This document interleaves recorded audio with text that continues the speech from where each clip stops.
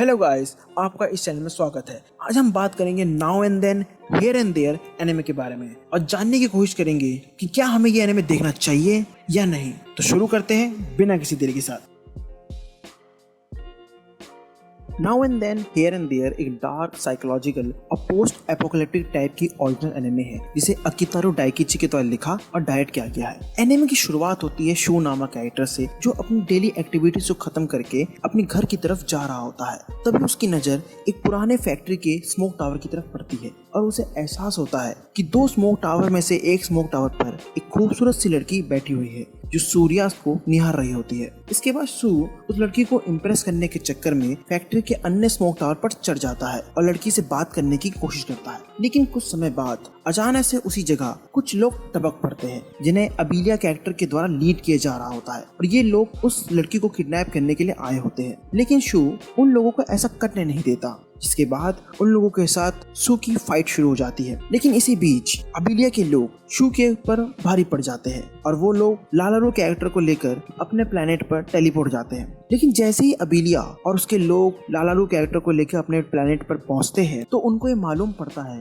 कि शू भी उनके साथ उनके प्लेनेट पर आ चुका है। जिसके बाद शू के साथ उनकी फिर से फाइट शुरू हो जाती है जिसमें शू लालारो को लेकर भाग जाता है। लेकिन ये भागने का सिलसिला ज्यादा देर तक टिक नहीं पाता और अबीलिया के लोग फिर से उसे पकड़ लेते हैं। लेकिन इस बार भी शू उनकी गिरफ्त से छूट जाता है और अपने साथ लालारो का पेंडेंट भी लेकर चले जाता है। इसी बीच अबीलिया लालारो को लेकर हामडो नामक कैरेक्टर के पास पहुंचती है जो हेलीवुड बैटलशिप का कमांडर होता है। लेकिन जैसे ही हामडो को ये बात मालूम पड़ता है कि लालारो के पास पेंडेंट नहीं है तो वो अबीलिया को ऑर्डर देता है कि किसी भी हालत में उस लड़के को ढूंढा जाए क्योंकि उसके पास लालारो का पेंडेंट है। इसके बाद अबीलिया शू की तलाश में निकल पड़ती है। इसी बीच शू जो किसी तरह अपनी जान बचाकर लोएस्ट डेक से अपर डेक की तरफ जा रहा होता है, उसकी मुलाकात हेलीवुड के सोल्जर में से एक नबुका से होती है और फिर उन दोनों के बीच में फाइट शुरू हो जाती है जिसका परिणाम शू के पाले की तरफ पड़ता है। लेकिन इसी बीच शू के पास से लालारो का पेंडेंट गुम हो जाता है, जहां पर नबुका शू के साथ लड़ाई करते करते एक ऐसी स्थिति में पहुंच जाता है जहां से अगर उसने कोई सा भी गलत स्टेप उठाया तो उससे उसकी जान भी जा सकती थी। लेकिन इसी बीच नबुका ने पाया कि शू उसकी तरफ हेल्प करने के लिए बढ़ रहा है। इसके बाद शू नबुका को बचा लेता है, परंतु इस हेल्पिंग गेस्चर के बाद हॉलीवुड के सोल्जर वहां पहुंच जाते हैं और शू को हिरासत में ले लेते हैं। जिसके बाद अबीलिया के लोग शू को बहुत बुरी तरह से इंट्रोगेट करते हैं। लेकिन इस कठोर इंट्रोगेशन प्रोसेस के बाद भी वो लोग शू से कुछ ज्ञात नहीं कर पाते। जिसके बाद हामडो अबीलिया को ऑर्डर देता है कि लालारो के पेंडेंट को ढूंढने के लिए एक ग्रुप को असाइन किया जाए और शू को हॉलीवुड आर्मी में एज ए चाइल्ड सोल्जर के रूप में कमीशन कर दिया जाए। और यहीं से एनिमे की कहानी की शुरुआत होती है। शू इस एनिमे का मेन प्रोटैगनिस्ट है, इसके कारण एनिमे का जो अधिकतर भाग है वो इसी कैरेक्टर के चारों ओर घूमता रहता है। अगर हम इस कैरेक्टर के अपीयरेंस के बारे में बात करें तो ये कैरेक्टर कटकाटी के मामले में 15 ईयर ओल्ड बॉय की तरह है। इसके साथ इस कैरेक्टर का जो फिजिकल स्ट्रक्चर है वो भी 15 ईयर ओल्ड बॉय की तरह है और इस कैरेक्टर का जो फेशियल स्ट्रक्चर है वो ओवल शेप का है। इसके अलावा इस कैरेक्टर का जो बालों कलर वो ब्लैक है और इस कैरेक्टर को शॉर्ट स्पाइकी टाइप की हेयर स्टाइल लगना पसंद है। अगर हम इस कैरेक्टर के पर्सनैलिटी के बारे में बात करें तो ये कैरेक्टर काइंड, मोरल ड्रिवन और केयरिंग टाइप का पर्सन है। इसके अलावा कैरेक्टर काफी टॉकेटिव भी है, जिसके कारण एनिमे में जितने भी कैरेक्टर्स हैं उसको ये कैरेक्टर काफी अनोइंग लगता है। इसके साथ इस कैरेक्टर को एडवांस प्लानिंग टाइप के कॉन्सेप्ट पर कोई खास दिलचस्पी नहीं है, जिसकी वजह से कैरेक्टर हमेशा ही डिफिकल्ट सिचुएशन में फंसता रहता है। एनिमे में जिस तरह से इस कैरेक्टर को प्रेजेंट किया गया है उसका मुख्य उद्देश्य ऐसे पर्सनैलिटी वाले लोगों की तरफ हमारा ध्यान आकर्षित करना है जो समाज को सिंपलेस्ट और जॉयफुल तरीके से जीना पसंद करते हैं। इसके अलावा इस टाइप के कैरेक्टर में पॉजिटिविटी नामक एलिमेंट की मात्रा काफी ज्यादा होती है, जिस वजह से ये कैरेक्टर कठिन से कठिन परिस्थिति में भी पॉजिटिविटी और मोरालिटी जैसे एलिमेंट को सेक्रीफाइस नहीं कर पाते, जो कि हमें शू कैरेक्टर के थ्रू आउट द जर्नी में देखने को मिला है। सैरा रिंगवॉल्ड इस एनिमे का सेकेंडरी कैरेक्टर है। इसके साथ इस एनिमे ने मेन प्रोटैगनिस्ट के कैरेक्टर डेवलपमेंट में काफी अहम भूमिका अदा की है। अगर हम इस कैरेक्टर के अपीयरेंस के बारे में बात करें तो ये कैरेक्टर कटकाटी के मामले में लालारू कैरेक्टर की तुलना में थोड़ी सी लंबी है। इसके साथ इस कैरेक्टर का जो फिजिकल स्ट्रक्चर है वो 15 ईयर ओल्ड गर्ल की तरह है और इस कैरेक्टर का जो फेशियल स्ट्रक्चर है वो ओवल शेप का है। इसके अलावा इस कैरेक्टर का जो बालों कलर वो ब्लॉन्ड है और इस कैरेक्टर को लंबे बालों वाला हेयर स्टाइल लगना पसंद है। अगर हम इस कैरेक्टर की पर्सनैलिटी के बारे में बात करें तो ये कैरेक्टर काइंड, लेस स्पोकन और केयरिंग टाइप का पर्सन है। इसके अलावा डिफिकल्ट सिचुएशन सिचुएशन के दौरान ये कैरेक्टर मेंटली अनस्टेबल टाइप की कैरेक्टरिस्टिक्स भी दिखाती है, जैसे कि short tempered, lack of morality, unable to understand the circumstances, etcetera etcetera. Anime में जिस तरह से इस कैरेक्टर को दिखाया गया है उसका मुख्य उद्देश्य ऐसे कैरेक्टर्स की तरफ हमारा ध्यान आकर्षित करना है जो समाज को डिज्नी वंडरलैंड की तरह देखना पसंद करते हैं। लेकिन जब ये कैरेक्टर किसी डिफिकल्ट सिचुएशन का सामना करते हैं तो इन कैरेक्टर्स का जो मेंटल स्टेट होता है वो पूरी तरह से कोलैप्स हो जाता है, जिसकी वजह से इन कैरेक्टर्स की मोरालिटी, पर्सनालिटी और एथिक्स पूरी तरह से चेंज हो जाती है। और जब ये कैरेक्टर इन डिफिकल्ट सिचुएशन से निकलकर समाज में सोशलाइज होने की कोशिश करते हैं तो इन कैरेक्टर्स को काफी डिफिकल्टीज का सामना करना पड़ता है, क्योंकि अब इन कैरेक्टर्स की पर्सनालिटी में काफी चेंज आ चुका है। और ऐसा ही हमें सैरा कैरेक्टर के साथ भी देखने को मिला है। लालारू नामक कैरेक्टर इस एनिमे का मेन फीमेल प्रोटैगनिस्ट है, जिसके कारण इस एनिमे का जो अधिकतर भाग है वो इसी कैरेक्टर के चारों ओर घूमता रहता है। अगर हम इस कैरेक्टर के अपीयरेंस के बारे में बात करें तो ये कैरेक्टर कट काटी के मामले में सैरा कैरेक्टर की तुलना में थोड़ी सी छोटी है। इसके साथ इस कैरेक्टर का जो फिजिकल स्ट्रक्चर है वो 15 ईयर ओल्ड गर्ल की तरह है और इस कैरेक्टर का जो फेशियल स्ट्रक्चर है वो ओवल शेप का है। इसके अलावा इस कैरेक्टर का जो बालों कलर है वो लाइट ब्लू टाइप का है और इस कैरेक्टर को लंबे बालों वाला हेयर स्टाइल रखना पसंद है। अगर हम इस कैरेक्टर की पर्सनैलिटी के बारे में बात करें तो ये कैरेक्टर शाय, नॉन टॉकेटिव और करेजियस टाइप की पर्सन है। इसके अलावा इस कैरेक्टर को समाज में हो रहे विभिन्न प्रकार की गतिविधियों में किसी भी प्रकार का इंटरेस्ट नहीं है, जिसके बारे में हमें एनिमे में दिखाया गया है। अबीलिया इस एनिमे का सेकेंडरी कैरेक्टर है और इस कैरेक्टर ने हॉलीवुड स्टोरी लाइन में काफी अहम भूमिका अदा की है। अगर हम इस कैरेक्टर के अपीयरेंस के बारे में बात करें तो ये कैरेक्टर कट काटी के मामले में अन्य फीमेल कैरेक्टर्स की तुलना में काफी मैच्योर है। इसके साथ इस कैरेक्टर का जो फिजिकल स्ट्रक्चर है वो 25 ईयर ओल्ड वुमेन की तरह है और इस कैरेक्टर का जो फेशियल स्ट्रक्चर है वो ओवल शेप का है। इसके अलावा इस कैरेक्टर का जो बालों कलर है वो ब्लैकिश टाइप का है और इस कैरेक्टर को मीडियम हेयर वालों वाला हेयर स्टाइल रखना पसंद है। अगर हम इस कैरेक्टर की पर्सनैलिटी के बारे में बात करें तो ये कैरेक्टर हार्ड वर्किंग, ओबीडियंट और करेजियस टाइप की पर्सन है। इसके अलावा ये कैरेक्टर हॉलीवुड बैटलशिप की मेन इंजीनियर है और हार्मडोस आर्मी की मेन लेफ्टिनेंट कमांडर भी, जिसकी वजह से इस कैरेक्टर का इंपॉर्टेंस इस स्टोरी में काफी ज्यादा है। इसके साथ इस कैरेक्टर ने अबीलिया गेटवे, रिंग लेजर गन और हॉलीवुड बैटलशिप में यूज होने वाले विभिन्न प्रकार के मशीन्स का आविष्कार भी किया है। हार्मडो इस एनिमे का मेन एंटागनिस्ट है, जिसके कारण इस कैरेक्टर ने एनिमे में काफी अहम भूमिका अदा की है। अगर हम इस कैरेक्टर के अपीयरेंस के बारे में बात करें तो एक कैरेक्टर कट काटी के मामले में अन्य मेल कैरेक्टर की तरह ही है। इसके साथ इस कैरेक्टर का जो फिजिकल स्ट्रक्चर है वो 30 ईयर ओल्ड मैन की तरह है और इस कैरेक्टर का जो फेशियल स्ट्रक्चर है वो रेक्टेंगुलर शेप का है। इसके अलावा इस कैरेक्टर का जो बालों कलर है वो ब्लैक है और इस कैरेक्टर को मशरूम कट वाला हेयर स्टाइल रखना पसंद है। अगर हम इस कैरेक्टर की पर्सनैलिटी के बारे में बात करें तो ये character sadistic, twisted, tyrant, fearful और एरोगेंट टाइप का पर्सन है। इसके साथ ये कैरेक्टर हॉलीवुड बैटलशिप का रूलर भी है, जिसकी वजह से ये कैरेक्टर इस एनिमे का मेन एंटागनिस्ट है। एनिमे में जिस तरह से इस कैरेक्टर को इंट्रोड्यूस किया गया है उसका मुख्य उद्देश्य ऐसे कैरेक्टर्स की तरफ हमारा ध्यान आकर्षित करना है जिनकी उपस्थिति समाज के लिए काफी हानिकारक है, क्योंकि ऐसे कैरेक्टर्स मेंटली काफी ट्विस्टेड होते हैं, जिसकी वजह से आप इन कैरेक्टर्स पर भरोसा नहीं कर सकते। और जब इन कैरेक्टर्स को किसी हायर पोस्ट पर अपॉइंट किया जाता है तो ये कैरेक्टर्स अपने ट्विस्टेड पर्सनैलिटी के साथ उन हायर पोस्टों का काफी गलत तरीके से इस्तेमाल करते हैं और ऐसा ही हमें हार्मडो कैरेक्टर के साथ भी देखने को मिला है। नबुका इस एनिमे का सेकेंडरी कैरेक्टर है। इसके साथ इस कैरेक्टर ने इस एनिमे की स्टोरी में काफी क्रूशियल भूमिका भी अदा की है। अगर हम इस कैरेक्टर के अपीयरेंस के बारे में बात करें तो ये कैरेक्टर कट काटी के मामले में शू कैरेक्टर की तरह ही है। इसके साथ इस कैरेक्टर का जो फिजिकल स्ट्रक्चर है वो 16 ईयर ओल्ड बॉय की तरह है, लेकिन बस फर्क इतना है कि इस कैरेक्टर का जो बॉडी स्ट्रक्चर है वो काफी फिट और लीन है। इसके अलावा इस कैरेक्टर का जो फेशियल स्ट्रक्चर है वो ट्रायंगुलर शेप का है और इस कैरेक्टर का जो बालों कलर है वो ब्लैक है। इसके साथ इस कैरेक्टर को मीडियम बालों वाला हेयर स्टाइल रखना पसंद है। अगर हम इस कैरेक्टर की पर्सनैलिटी के बारे में बात करें तो ये कैरेक्टर मैच्योर, इंटेलिजेंट और काइंड टाइप का पर्सन है। इसके साथ ये कैरेक्टर मिलिट्री एक्टिविटीज में काफी स्किल्ड है। साथ में ये कैरेक्टर अपने ओपोनेंट के मूवमेंट को काफी अच्छी तरह से एनालाइज भी कर सकता है, जिसके बारे में हमें एनिमे में भी दिखाया गया है। इसके अलावा ये कैरेक्टर काफी ओबीडियंट नेचर का है, जिसकी वजह से डिफिकल्ट सिचुएशंस के दौरान ये कैरेक्टर ऑर्डर्स को नियमबद्ध तरीके से फॉलो करने पर ज्यादा जोर देता है, चाहे उन ऑर्डर्स के कॉन्सिक्वेंस कितने भी डिजास्टर वाले क्यों ना हो। इसके साथ इस कैरेक्टर को फेवर वर्ड से काफी परेशानी है, जिसके बारे में हमें एनिमे में भी दिखाया गया है। एनिमे में जिस तरह से इस कैरेक्टर को प्रेजेंट किया गया है उसका मुख्य उद्देश्य ऐसे पर्सनैलिटी वाले लोगों की तरफ हमारा ध्यान आकर्षित करना है जो ऑब्जेक्टिव से होने वाले कॉन्सिक्वेंस की बजाय ऑब्जेक्टिव को पूरा करने पर ज्यादा ध्यान देते हैं। और ऐसा नहीं है कि इन कैरेक्टर्स को ऑब्जेक्टिव के कॉन्सिक्वेंस के बारे में कुछ पता नहीं है, लेकिन फिर भी ये ऐसा इसलिए करते हैं क्योंकि ये अपने सुपीरियर्स और वर्क एनवायरनमेंट को हैप्पी देखना चाहते हैं। लेकिन जब इस टाइप के कैरेक्टर्स इस तरह का फैसला लेते हैं तो उससे अन्य कैरेक्टर्स की जिंदगी पे काफी फर्क पड़ता है, जिनकी जीवन शैली इन कैरेक्टर्स के साथ जुड़ी हुई है। और ऐसा ही हमें नबुका कैरेक्टर की स्टोरी के साथ भी दिखाया गया है।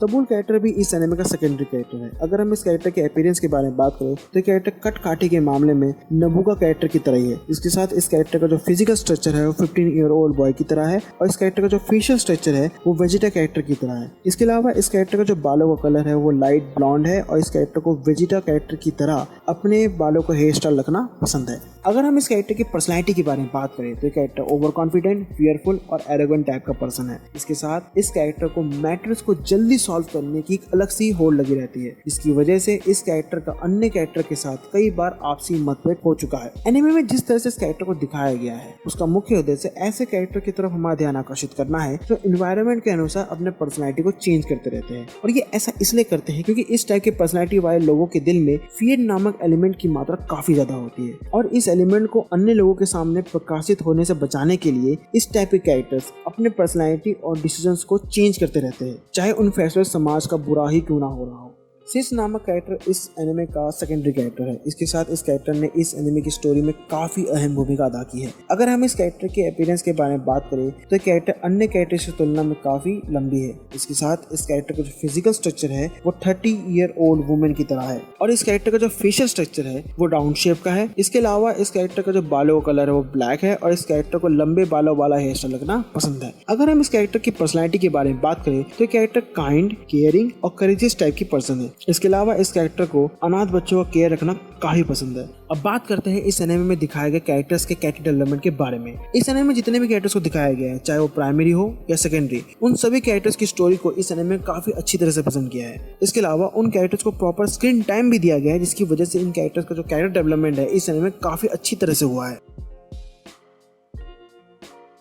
अब बात करते हैं इस एनिमे के एनिमेशन डिपार्टमेंट के बारे में। इस एनिमे को पूरी तरह से 2D बेस्ड प्लेटफॉर्म पर बनाया गया है। इसका मतलब ये है कि इस एनिमे का जो एनिमेशन है वो कम्प्लीटली हैंड ड्रॉन है, जो कि उस समय के अधिकतर एनिमे में हमें देखने को मिला है। For example monster, buzzer, experiment of लियन etcetera etcetera. और ऐसा इसलिए क्योंकि उस वक्त 3D एनिमेशन का इस्तेमाल हमें एनिमे में इतना देखने को नहीं मिलता था, जिसकी वजह से एनिमे के जितने भी एनिमेशन होते थे वो काफी क्लीन और रियलिस्टिक फील होते हैं। इसके साथ जब 2D एनिमेशन का इस्तेमाल किसी एनिमे में किया जाता है तो उस एनिमे में जितने भी ऑब्जेक्ट्स होते हैं उनकी फिजिक्स और मूवमेंट पर किसी भी तरह का डिस्टर्बेंस पैदा नहीं होता है, जो कि 2D एनिमेशन की सबसे बड़ी खासियत है। इसके अलावा इस एनिमे में पिक्चर माइलेज एलिमेंट की काफी कमी है और ऐसा इसलिए कि उस समय जितने भी एनिमे होते थे उसमें इस टाइप के एलिमेंट का इस्तेमाल इतना भी किया नहीं जाता था, जो कि इस टाइप के एनिमे के लिए कोई बड़ी बात नहीं है। अब आप सोच रहे होंगे कि पिक्चर माइलेज क्या है, तो मैं बताता हूँ। पिक्चर माइलेज का मतलब एक पर्टिकुलर फ्रेम में आप कितने ऑब्जेक्ट्स को दिखा सकते हैं। अगर हम एक से अधिक ऑब्जेक्ट्स को एक पर्टिकुलर फ्रेम में दिखा पाते हैं तो उससे उस पर्टिकुलर फ्रेम का जो एरिया है वो काफी ब्रॉड हो जाता है, जिसकी वजह से हम एनिमे में काफी कंटेंट को प्रेजेंट कर सकते हैं। और यदि हम इन ऑब्जेक्ट्स को क्लैरिटी से दिखा पाए तो उससे उस पर्टिकुलर फ्रेम की क्वालिटी काफी इंक्रीज हो जाती है, जो कि किसी भी एनिमे के लिए काफी क्रूशियल पॉइंट है। क्योंकि जब पर्टिकुलर फ्रेम की क्वालिटी और क्वांटिटी इंक्रीज हो जाती है तो उस पर्टिकुलर फ्रेम में जितने भी एटमॉस्फेयर और एलिमेंट का यूज किया गया है उनका विजुअल रिप्रेजेंटेशन भी काफी इंक्रीज हो जाता है, जिसके फलस्वरूप एनिमे के जो व्यूअर्स है वो एनिमे कंटेंट के साथ अपने आप को इजीली इंटरैक्ट कर पाते हैं, जो किसी भी एनिमे के लिए काफी क्रूशियल पॉइंट है। इसलिए मुझे लगता है कि इस एनिमे को पिक्चर माइलेज एलिमेंट पर थोड़ा ध्यान देना चाहिए था। इसके अलावा इस एनिमे में स्टिल इमेजेस का काफी यूज किया गया है, जो आपको एनिमे के डिफरेंट एपिसोड्स और सीन्स में देखने को मिल जाएगा।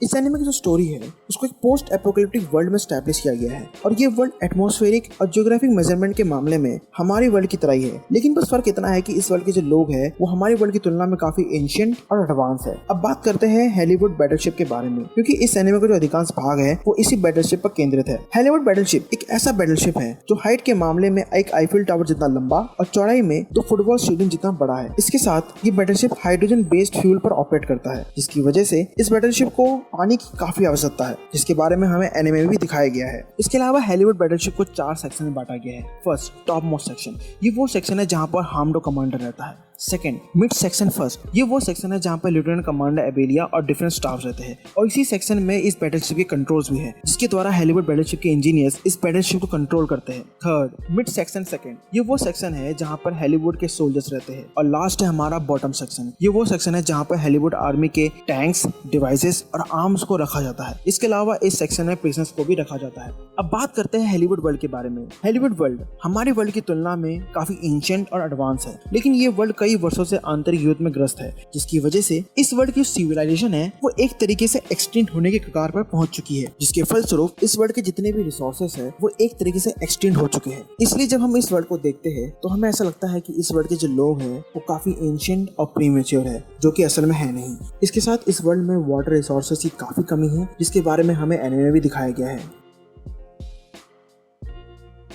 इस एनिमे में कुल मिला के 13 एपिसोड्स हैं जो लगभग 23 मिनट के हैं। इसके साथ इस एनिमे की जो स्टोरी है वो पूरी तरह से ओरिजिनल है, जिसकी वजह से हमें किसी भी प्रकार के सोर्स मटेरियल को पढ़ने की आवश्यकता नहीं है। इसके अलावा इस एनिमे की जो स्टोरी है वो पूरी तरह से static way of story telling method का इस्तेमाल करती है, जिसकी वजह से स्टोरी का जो पेस है वो लीनियर वे में फ्लो करता है, जो कि इस टाइप के एनिमे के लिए काफी जरूरी है। इसके अलावा इस एनिमे में जितने भी कैरेक्टर्स को दिखाया गया है, फॉर एग्जाम्पल नबुका, तबूल, सिस, लालारू एक्सेट्रा एक्सेट्रा, उन सभी कैरेक्टर्स की बैक स्टोरी पर इस एनिमे में इतना फोकस लिखा गया है, जिसकी वजह से हम उन कैरेक्टर्स के पास्ट इंसिडेंट और हिस्ट्री के बारे में काफी कम जान पाते हैं। लेकिन जिस तरह से इन कैरेक्टर्स को एनिमे में इंट्रोड्यूस किया गया है और इन कैरेक्टर्स को जितना स्क्रीन टाइम दिया गया है, उसकी वजह से अगर हम उन कैरेक्टर्स के बैक स्टोरी ना भी जान पाए तो उससे कोई खास फर्क नहीं पड़ता है, जो कि इस एनिमे की स्टोरी टेलिंग की सबसे बड़ी खासियत है।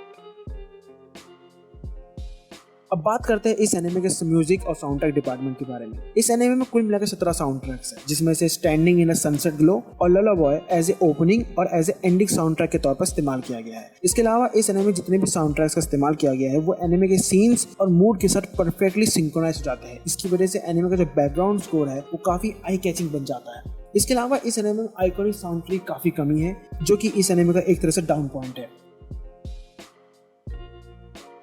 एनिमे को देखने के बाद मैं ये कह सकता हूँ कि इस एनिमे ने साइकोलॉजिकल और पोस्ट एपोकलिप्टिक जॉनरा को काफी अच्छी तरह से यूटिलाइज किया है। इसके अलावा इस एनिमे में ऐसे कई सारे खासियतें हैं जिसकी वजह से आपको ये एनिमे देखनी चाहिए। सबसे पहली खासियत तो इस एनिमे की ये है कि इस एनिमे ने अपने सभी कैरेक्टर्स को काफी अच्छी तरह से एनिमे में प्रेजेंट किया है, चाहे हम उन कैरेक्टर्स के स्टोरी इंडक्शन को देखें या उन कैरेक्टर्स के स्क्रीन टाइम को। इन सभी सेगमेंट्स में इस एनिमे ने काफी जबरदस्त काम किया है। दूसरी खासियत इस एनिमे की ये है कि इस एनिमे ने अपने स्पेसिफिक टाइम पीरियड के अंदर एनिमे में दिखाए गए हर एनवायरनमेंट को काफी अच्छी तरह से एक्सप्लोर किया है, चाहे हम हॉलीवुड बैटलशिप को देखें या हॉलीवुड वर्ल्ड को। इन सभी प्लेसेस को इस एनिमे ने काफी अच्छी तरह से एक्सप्लोर किया है, जिसकी वजह से कहानी का जो एनवायरनमेंट है वो कैरेक्टर्स को कैरेक्टर डेवलपमेंट करने में काफी सहायता प्रदान करता है। तीसरी खासियत इस एनिमे की ये है कि इस एनिमे ने टाइम ट्रैवल, मल्टीवर्स और इन्फिनिट कॉरिडोर जैसे दमदार साइंटिफिक कॉन्सेप्ट पर इतना ध्यान नहीं दिया है, जिसकी वजह से एनिमे की जो स्टोरी है वो अपने टारगेटेड ट्रैक से डाइवर्ट नहीं होती है, जो कि काफी अच्छी बात है। अब बात करते हैं एनिमे में कुछ ऐसे डिपार्टमेंट्स के बारे में जिस पर इस एनिमे ने इतना ध्यान नहीं दिया है। पहला डाउन पॉइंट इस एनिमे का ये है कि इस एनिमे में किसी प्रकार का मनी शॉट एलिमेंट नहीं है, जो कि किसी भी एनिमे के लिए काफी क्रूशियल पॉइंट है।